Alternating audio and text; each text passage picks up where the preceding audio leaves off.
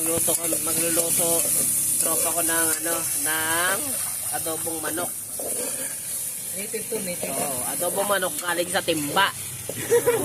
Kapa niyan. Kanina walang laman yan, nagkaroon lang ng manok yan eh. O, diba? Native na manok yan. Pre, may patatas yan, lalaki pa ng anihiwa niyan. Baka kumuha ka pa ng dalawa dyan. Isa lang dapat. O, dami yan. Diba? Sa boysen pa kinuha yan. O, manok. Ayun na.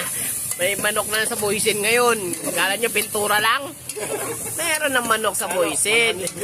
Oo. Diba? Ayan o. Luto yung tropa namin para sa pulutan namin. Kasi medyo amas na kami. Si paring Jerry, luto yan o. Paring Wadi, yan. Yan. O. Piniga niya lang yung kasi naano na yung boysen na pintura eh. Piniga niya lang, nagkamanok. Mga kaonse yan o. Diba? Sarap yan o. Adobo manok mga kaonse. Diba?